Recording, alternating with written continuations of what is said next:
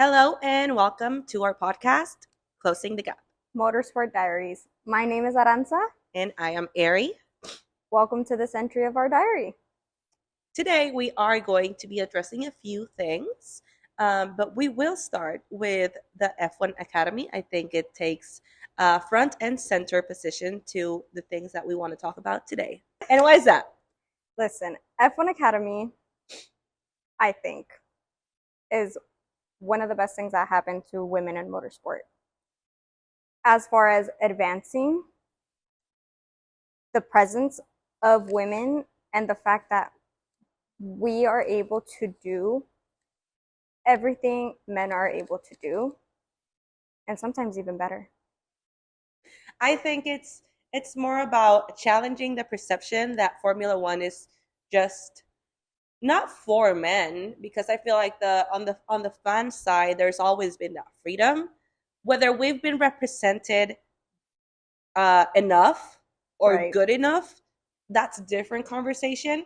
But to have women on track on a similar version of what the guys are in, I think has definitely been a before and an after in the sport. Um, for those of you Right. who don't know, F1 Academy is the women's formula, and the girls they range from 16 to 22 years 20, old. 25. 25. So they have a limit of being 25 before first race. You can be 26 after, even a week after, but I believe it should be first You race. start. You have to be 25. So you minimum. start the latest Yes. at 25. F1 Academy started in 2023, which Yeah. is fairly recent. That's what I was going to say. Like, for those of you who don't know F1 Academy, before I jumped all of that, the age stuff, which is also very interesting, it hasn't been around for that long. It started in 2023. So technically, this is just our third season, correct? It is. And it Right. changes a lot. I think it's because it's so new and they're still very much twitching things around. They're moving things around. Susie Wolf is catering and curating, honestly, how the season works and runs, obviously to improve it for the better. So every season has had different changes. We're going on to the third season, and so you are going to tell us about how this season's running. So this season, there's first of all, they are all running the same exact car, same everything. They are equivalent to a Formula 4 car. There's, like you mentioned, the age range of 16 to 25, and there are 6 different teams. Each team has 3 drivers each, coming to a total of 18 on the grid once they are on the grid. Curveball for you guys. Only 17 have a seat full time, right? There's a wild card entry every race. There is. And it is a local driver to each race that they're at, which this season they are in 7 out of the 22 races that are in Formula One. They run the same weekends as Formula Ones, but they're only in 7 of them. I feel like there's more. I don't know. I don't know the calendar off the top of my head. But yeah, I think that's also important for those of you who are following the sport or want to follow the sport along. They don't.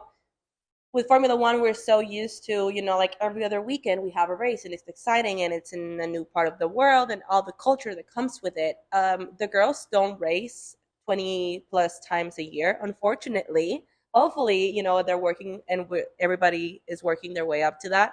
As of now, they only race they do race on the same circuit. They do. On the same weekend as the guys, but not in every race. So this year they're racing 7 times. This year it's 7 times, and if F1 Academy is not going on, it's usually Porsche or F3, F2. I believe they take turns because there's so much they can't do everyone at the same time. And I think that in the accommodating circuits, I think it happened last year in Silverstone, if I'm not mistaken. They had pretty much everybody run, all of the leagues run. I think there was one time, I think last year, where most, if not all of them, 4 out of the 5 ran in the same circuit. And there are circuits that can't accommodate that. And obviously the logistics behind it, it's like it's a it's a lot of cars, it's a lot of Huge, time, huge job to pull especially all if this off. there's going to be red flags, yellow flags, it's a lot of time, especially even it takes obviously time out of the priority, which would be F1. So they try to limit that as much as they And can. weather too. Sometimes the most Weather. accommodating circuits, unfortunately, or not unfortunately, but most of them happen to be in Europe, or in the complicated seasons where it's just like Qatar is super Rain. hot when it before this last season, Yes. or Silverstone it usually Singapore rains. is, yeah. Brazil it usually rains. So sometimes like maybe the logistics permit. Unfortunately, weather just Does F2 what it's F3 going to do. struggle a lot with that. Yeah, Yeah. exactly. Yeah, and they have to take the chance of the time that they're given. Obviously, priority, like I said, F1. But yeah. All right. Um, Another fun fact, each driver has a 2 season limit. So once they are done with their first season, it's either you go on to your second season or you're done. Right now, for the 2025 season, there are 7 out of the 18, 17, the 17 official drivers that it's their last season. Damn. And This is isn't it. I think that's so Abby Pulling Abby won pulling championship last year, correct? last She's the year, and champion of she last is year. not in this She's year. not in this year. No, but Which we have Doreen, Maya, we have Leah Block, we have who else? Chloe Chambers, who is also on her last season. so Dorian was she races for Mercedes. She does. She did Sponsored by second, Mercedes. sponsored by Mercedes. She landed second in the championship last year Mm-hmm. to Abby, and then Maya for Ferrari landed third. Yes. So now Abby is out Yeah. of the race, quite Yeah. very literally, and then Maya and Dorian are still pretty much the biggest rivalry, I would say, right? Yes, but I Well, think with Chloe in the Chloe mix, Chambers is she's giving them good. a run for their money. Chloe is sponsored by Red Bull Ford. So there's 3 Red Bull sponsorships happening. It's obviously the same as F1, Red Bull, RBR, and Red Bull Ford. She's also an American on F1 Academy. So she is sponsored by Red Bull Ford. I think it's also a good moment to mention that as much as we want to introduce you to Formula One Academy, for those of you who aren't in yet, I feel this documentary is going to change a lot of the perception of the sport, how we receive it as consumers, as an audience. There is a lot to be said about the gigantic work that goes on behind the scenes by all these females that are honestly doing God's work at trying their best with sponsorships, with Yes. partnerships.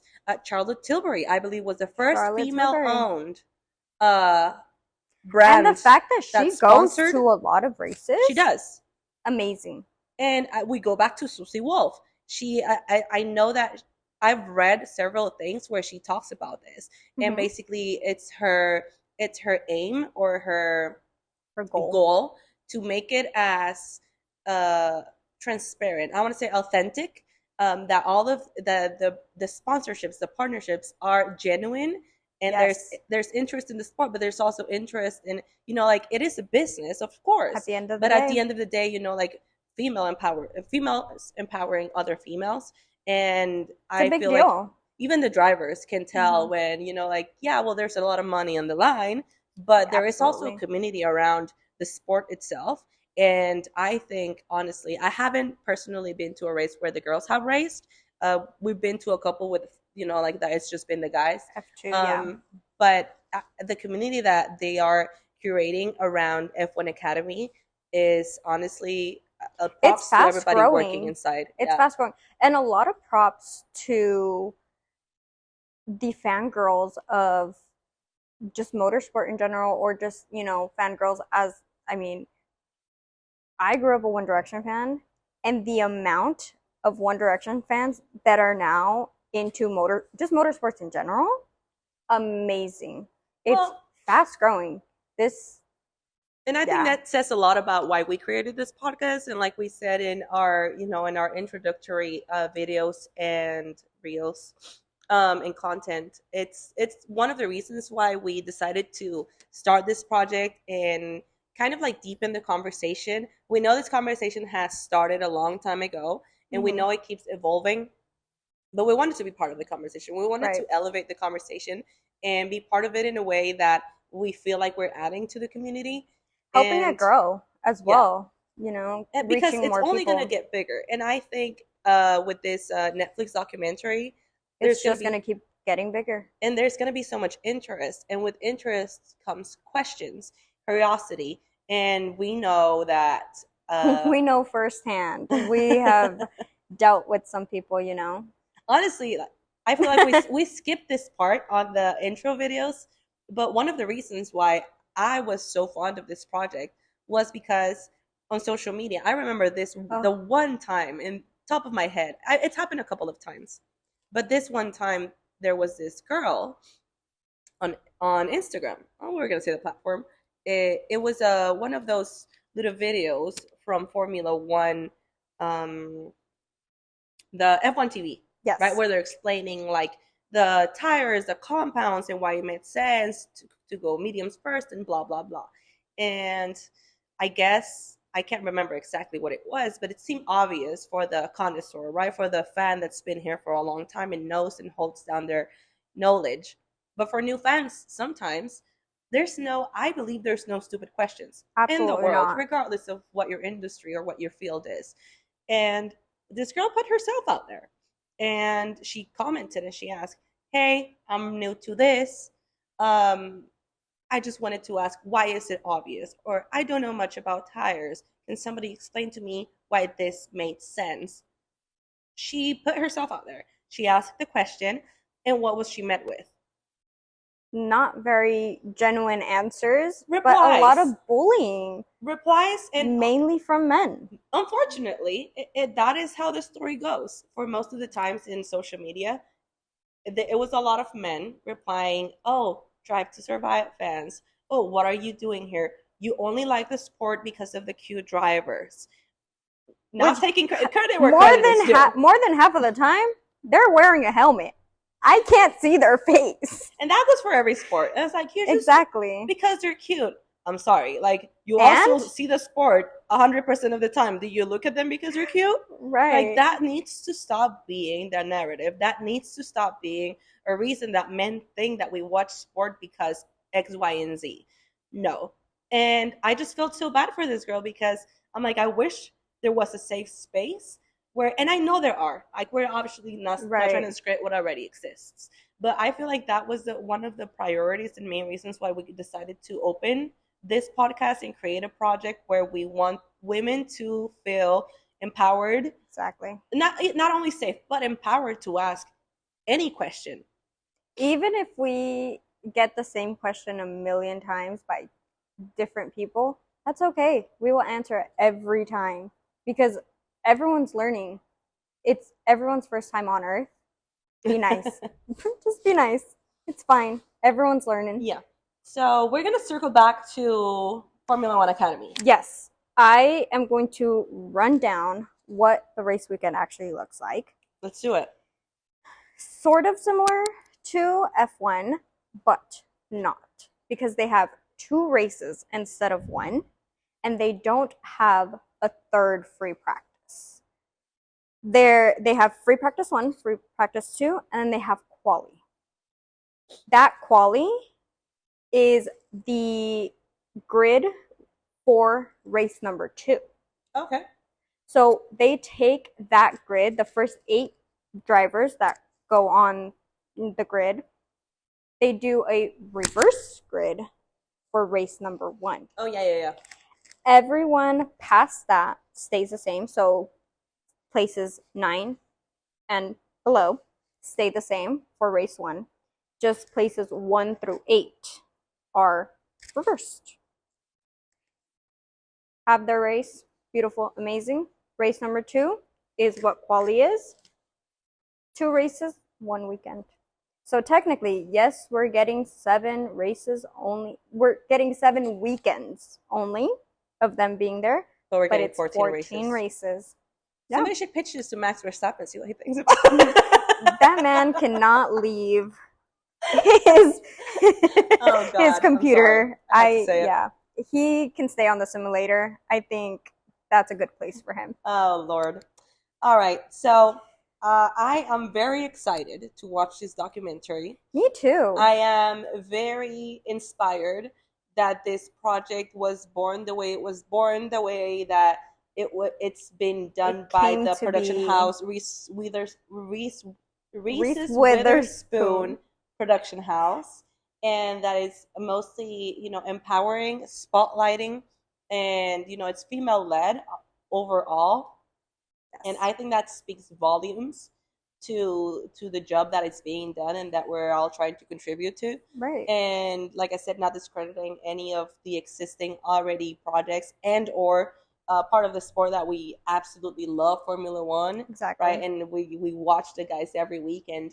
But I think that the conversation needs to be Opened up. opened up more, yeah, for the women in the sport, the women in the garages, The women behind the screens. yeah, like the drivers, the people having the conversation, the engineers, it just highlight the job that they do too. I think it's a misconception that it's a man's world. It's not anymore. It's not. It is not.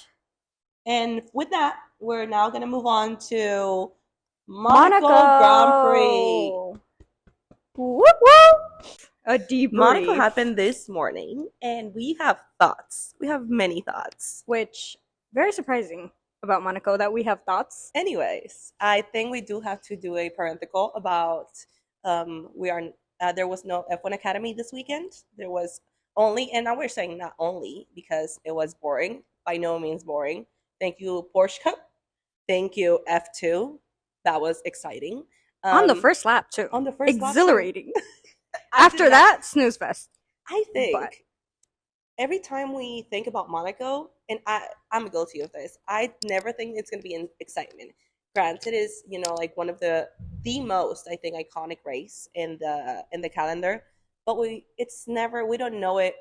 It's not famous because it's exciting. It's just famous because it's iconic, right? One of the original four, but we never really think, oh, we're gonna get such exhilarating like moments out of this race. Racing moments out of this. But no did overtakes. they prove us wrong? Did they prove us wrong this morning? All right, let's start it. What are we starting with? First lap out the gate. Ooh, that lockup. That lockup. But you know what? Recovered. Yeah, we are recovered. We are happy. We're both, as you will find out as this episodes go on, that we are both McLaren fans. We are McLaren fans. As much as we are McLaren fans, and you can. This is the thing. Listen, Leclerc, even though this jersey is a Sainz jersey, Carlos Sainz. Shout out to Carlos Sainz. Shout out to Carlos Sainz. You can't not support Ferrari in Monaco. Not as long as Charles Leclerc lives and breathes. It's Monaco, you support Ferrari. It's just the way it goes. Yeah. I don't make the rules. Yeah, last year I don't know who cried harder, me or the Prince of Monaco. Or the narrator. Who was that? Remember? The narrator. The benches he saw built. Oh my god. You know what? As a McLaren fan, well, no, as a Lando fan, I did get a little tear today because I'm very happy for him. Did I cry as hard as I cried for Charles? No. Never. Never. Did I cry as hard as I cried in Miami? Never. No. Miami was really great. Happy for him. Very happy for him. All right, so he locked up first corner. He did. It was great. It was quick exciting. Quick recovery. So we didn't get as much out of it as we thought we would.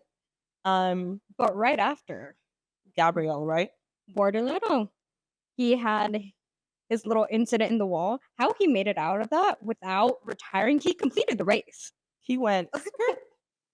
Where in the world would you see that? Where this man hits a wall and completes the race? Let's talk about the safety cars and if that was the right call for both incidents, because the second safety car, virtual, was yellow flag, was it? It was just a yellow flag. There was no virtual safety car. There was no actual safety car. Fernando, correct? Yes, I want to say yes. Well, because it doesn't make any sense for me that Gabriel's incident granted a which virtual wasn't safety really car. an incident. He was running, and then it lasted what, like 4 laps? Five, He yeah, was four or running five three of them laps. already, like, and that There was was so absolutely no need unnecessary. for the virtual And safety then car. followed by a yellow flag that I feel like we could have used the Yeah, safety car. We could have taken the pause. I don't know if for that would have come Pierre out for Stra- especially. Pierre. For Sorry, my Pierre, bad. That for was not Pierre, Fernando.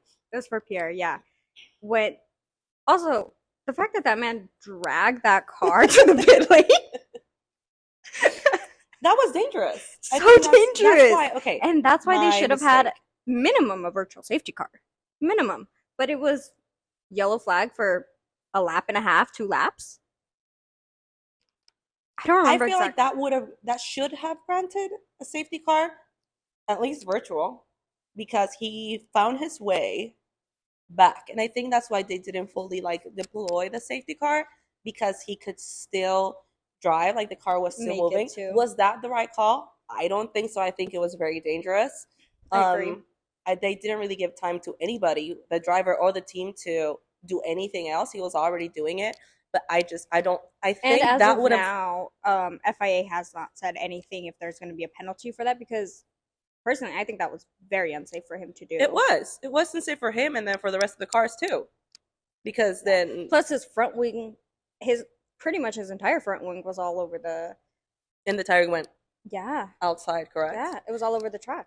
So I feel like there needs to be a conversation about, we have a full on virtual safety car for 4 laps for Gabriel, who just reversed and went right back on track within seconds, Yeah, versus Pierre, who did something that put himself and the rest of the drivers in danger, and we didn't get anything but a we yellow just flag for yeah, like 2 laps. yeah. I think it was 2 laps Um, of yellow flag. and mostly in a circuit like Monaco, where Yeah, very there's tight. really There's no, yeah, no there's much no space. overtaking. There's very limited space for them.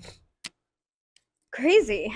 Um, So Pierre, we're sorry about that one. I thought Alpine yeah, that was crazy. was going to have a good race. Franco had a really good race. He started 18 and he ended 13. He did So in for those who 13. say no overtaking happens in Monaco, really, I feel like we've debunked that like It in the also last few depends years. because of the mandatory two stop.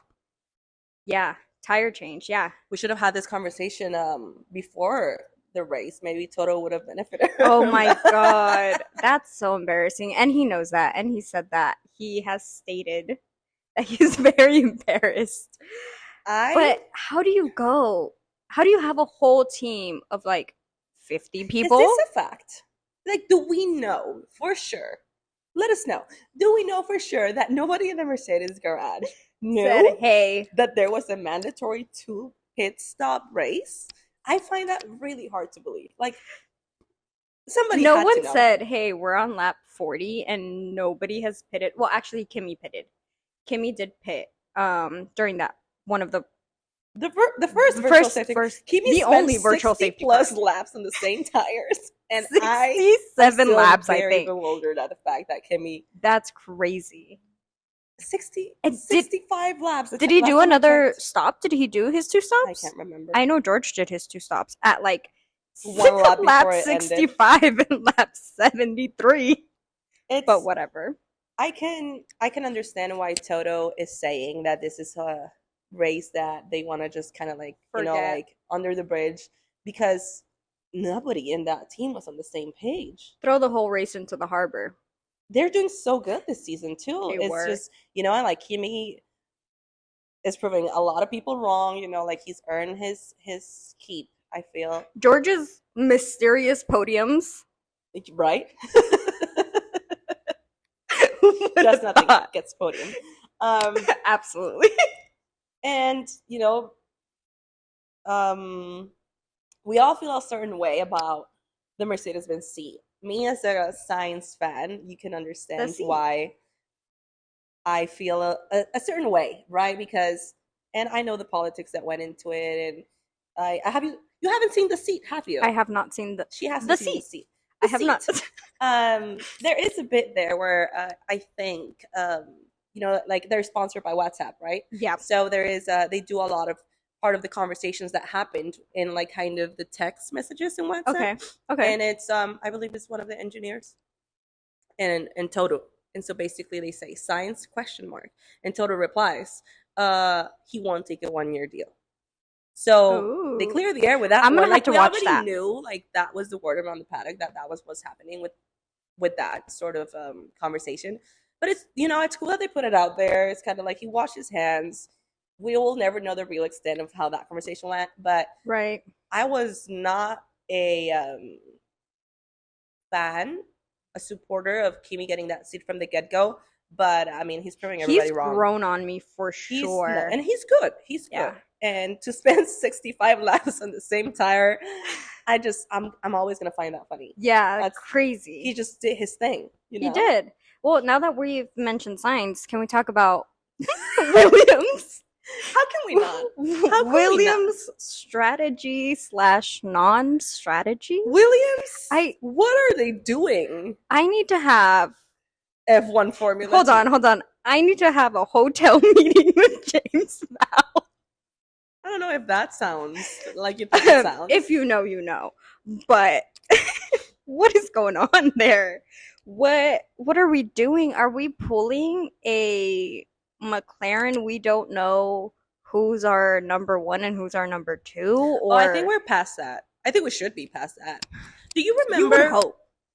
there was this one race, and I mean, we talked about this extensively. There was this one race where it was Max, Lando, Oscar, and Oscar said, "I need Lando to push because he had the pace, right?" Yes. And then they ended up and they said no. Team orders. Lando stayed. I can't remember which race Was it that was. Singapore?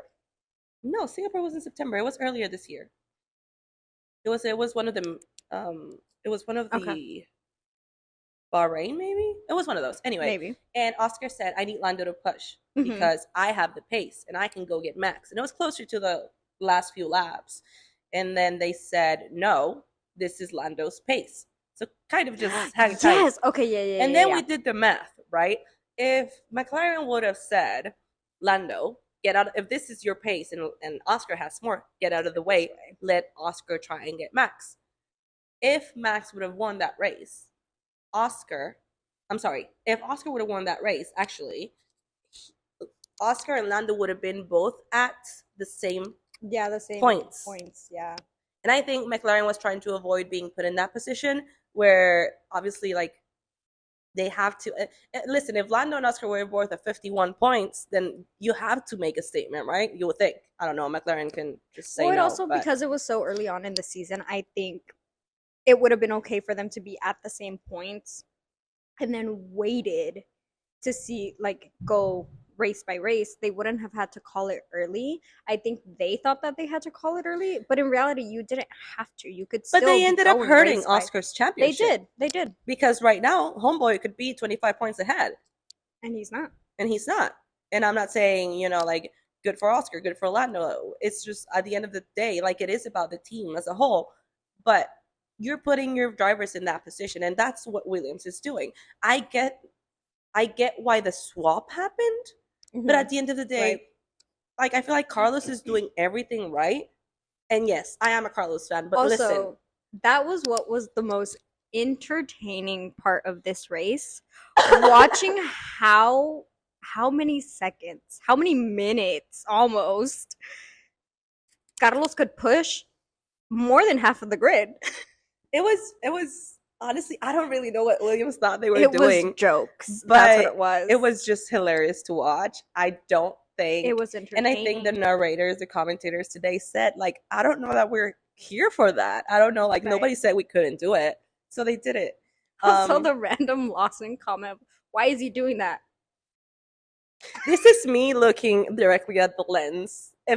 What do you At mean? Lawson, like, what do you mean? Questionable. Did you really need to? That question did not need to be asked, Liam. I don't know what we all knew. We were all on the same page about it. Oh So, man. but anyways, I feel like it's tough. Obviously, as a Carlos fan, but it's actually really tough to watch. Williams put their drivers in that position because I don't think they need to be making it so hard on themselves, making it so hard on the team, making it so hard on their drivers. I get that Alex is higher on the points now, so they need Yes. to prioritize that. But listen, and like George did what he did because of something. All right, he said Alex is driving like he's He driving said, dangerously I'll slow. take the penalty. And I know we don't listen to everything all the drivers say on the main feed, and sometimes I don't have the time to go in and see Right. all of the comments, all of the radios of everybody. But I didn't hear nobody like complain about how Carlos was driving dangerously slow. No. He was holding everybody back, but he Yes. wasn't putting anybody in danger. And I think that's why George went like skirt, and that's why Kimi went skirt because he was going so Yeah. slow. And It's so funny Carlos did that the Kimi job. followed through with him. He said, you I know what? know. Taking a page out of his book, but he did give the spot back, which George did not. Yeah. So Well, I mean, and he paid for that, right? Yeah. But I do admire to some extent that Carlos did the same job. But I don't want to say he did it gracefully, but we didn't hear any complaints, right? No. Yeah, Alex got the job done, but like at And what if there cost? were complaints, we didn't hear about it. I personally don't think they should have swapped. Yeah, no. Yeah, no. That's a hard situation, obviously, especially once you're live. Very difficult to manage, as we have seen with McLaren. Very difficult to manage on the fly. But last on our docket, I'm about to take this jacket off because this man, Max Verstappen, I approve. I do not approve, Mr. Max. you knew you had one more pit stop left for about, what was it, 15 laps, almost 20. What were you doing? The theory that I have, and the only one we want to believe this theory. The only theory we that know I want it's to not believe. true, but my Delulu will feed into this theory as long as I live. The only theory I'm willing to believe is that you were trying to help out Charles. Is it true? Probably not. But I'm going to continue to believe it. That's what I'm going with. But me at 7 in the morning, mind you, 7 in the morning, our time. Oh, yeah. I early race for us. Woke up at 5:30 to do this, to watch this, and you're making me upset first thing in the morning? Are you kidding me? The reality is that, of course, if there would have been a red flag, Max could have gotten that free pit stop and he would have won the race. It makes sense. Like, we all know what he was doing. But I feel like deep down, you knew you weren't winning. Yeah, like he knew he wasn't winning. He just, he wanted to be a little headache to Lando. He's just and a little menace. He's Let the drama roll. And you never know. Like, Charles could have found that opportunity and overtaken him. He got close a couple times. And the reality is that Lando had so much pace, and you can see it because one Max gets out of the way. He did like what? 3 seconds in a lap. That was wild. Lap. That was crazy. So that's a rocket ship I'll have there, McLaren. So I'm gonna go ahead and swap this for my Piastri sweater. But yeah, I mean, that's Monaco for you. It is. Monaco, not a snooze fest. Yeah. Not a snooze fest. And I feel like I'm going to start looking forward to it. It's not a race I particularly look forward to because I always think it's going to be boring. Pit stop, which the crash out of George Russell after in the post-race interview, chef's kiss. Let us know what Alex bought you, George. We really want to know where you guys went to dinner and if it was worth it.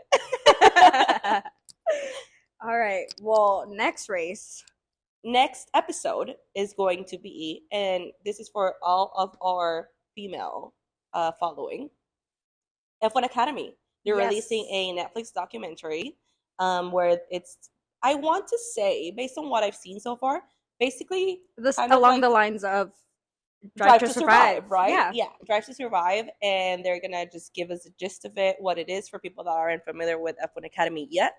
And I think it's gonna be so beneficial for the sport and for the girls and for the league itself of F1 Academy. It's gonna bring in so much more attention and hopefully many more sponsorships for the girls. Maybe they can race more in the calendar year. Yeah.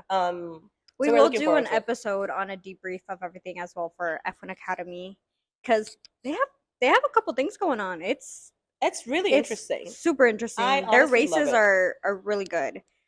I look forward every time I hear that the girls are racing, on the same circuit as the guys the same weekend. I get really excited. I think it's one of the most exciting parts of the weekend when the girls race.